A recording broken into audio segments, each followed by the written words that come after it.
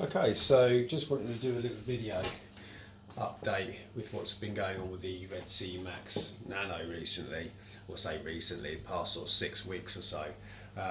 The tank's been running really well up to now.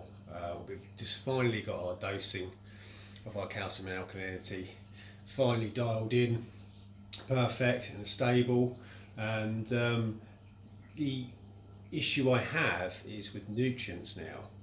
Now, my routine with this tank, or my husbandry, maintenance routine, whatever you want to call it, it's always been religious. 30% water change every single week, and instead of using the 225 filter socks you get with a tank, I'm using 100 micron filter socks, and they're changed out literally every single morning. As with the skimmer cup is emptied and cleaned, and the skimmer neck cleaned. So really sort of OCD with making sure that our nutrient levels are being controlled, because we're not using no pox, and if I can keep them really low by just keeping that routine in place, that would be great. And that was the plan with the tank, of course, and I have been doing that from day one. So up to the 6-month update, a couple of weeks before then, noticed obviously my nutrient levels. You measure your nitrates and your phosphates, and I've always been getting sort of between 1 and 2 ppm nitrate, not detectable on the phosphate. And corals and everything been doing fine, but so up to 6 weeks ago, levels have dropped to zero, nitrates dropped to zero naturally on its own. I think it's all to do with basically, that routine that I had in place was a little bit OTT, to be honest. The water change didn't need to be of that high percentage. I didn't need to be changing out this filter sock as much as I have been. So just overdoing it a little bit. So I thought I'd just back off to try and get our nutrient levels back up again, because as the tank's now sort of settling in, getting quite mature, it's over 6 months now, and the Biohome Ultra that we're using, our biomedia that we're using in the back, I think it's got to the maturity now where it's starting to convert the nitrate. The bacteria is built up enough inside the Biohome media that it's now converting nitrate to nitrogen gas, sort of full cycle, ammonia, nitrate. So now that's kicking in. As with the corals growing, there's a lot of pulse coral in here, which we're starting to frag and sell off. There's a sort of quite a large colony of GSP in here, and that's also sucking down nutrients. So the tank's zeroed out, and the detrimental effect of that, if you go too low, is that I've noticed that corals are starting going very pale, especially my barley slimer in the centre. That's been going very pale, as with my new green hystrix and this, I can't remember the name of it now. There's another hystrix here, but Birds of Paradise, I think, something like that. That bleached out very quick after I put it in.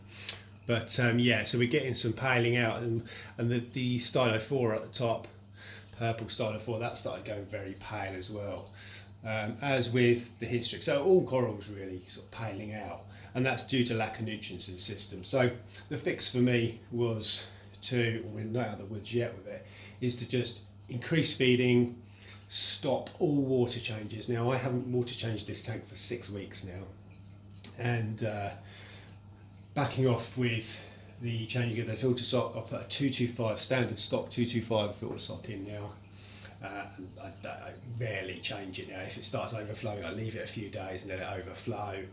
Skimmer, I've been turning off for 12 hours or so. All this stuff, I'm still getting zero reading of nitrate, believe it or not. I've never had this with a tank. I've had many marine tanks and reef tanks. I've always been able to control my nutrients very low, but this is the first where it's gone really low on its own, and even staying low after implementing all these changes and backing off on everything. I think the next stage now would be I have noticed a slight improvement since I've been doing all this with the colour of the corals are slowly coming back, but like with anything in this game, stuff takes time. So the barley slime is ever slightly going a bit greener again, same with the hystrix. The purple stylo, that's definitely coming back to being more of a deeper purple. So things are on the change with, feeding more and putting all these things in place. I am going to add another fish in here, a Midas blenny. That should help as well, see, with increased feedings and more bioload.